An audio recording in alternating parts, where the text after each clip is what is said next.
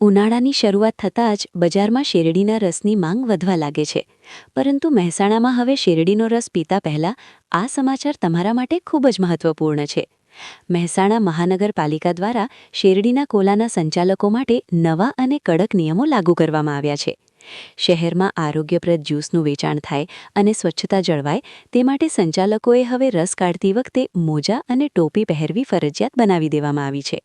આ ઉપરાંત સંચાલકોને અન્ય કઈ કઈ કડક સૂચનાઓ અપાઈ છે? અમે અમારા કોર્પોરેશન વિસ્તારમાં જે અલગ અલગ જગ્યાઓ હતી ત્યાં શેરડીના દર વર્ષે કોલા થતા એ હરાજી બાબતે અમે અમારે 20.38 લાખ રૂપિયા જેટલી અમારી આવક થઈ છે.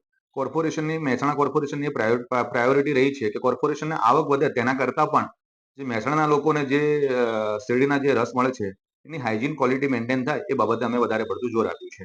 શું શું નક્કી કરાયું છે? અમે એ લોકોને કીધું છે કે તમે જ્યારે શેરડીમાંથી એનો રસ બનાવો છો ત્યારે શેરડીને સારી રીતે તમારે પહેલા ધોવાની રહેશે.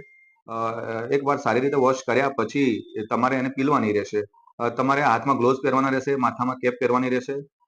તમારા નખ પણ કાપેલા હોવા જોઈએ. તમારી જે ગરણી અને તમારી જે તપેલી વગેરે તમે રાખો છો એ પણ સારી રીતે વ્યવસ્થિત મેન્ટેન હોવું જોઈએ.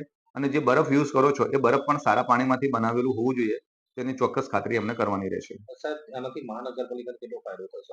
અમે એવું વિચારીએ છીએ કે કોઈ પણ મહાનગરપાલિકાના નાગરિક કે આસપાસના આવતા ગામડાના લોકો જે પણ આવે છે, જે ઉનાળામાં ઘણી બધી કોલેરા, ટાઇફોઇડ જેવી બીમારી થતી હોય છે, એક સારી એવી ક્વોલિટી વાળો રસ મળે તો આ બધી બીમારી આપણે સારી રીતે નિવારી શકીએ.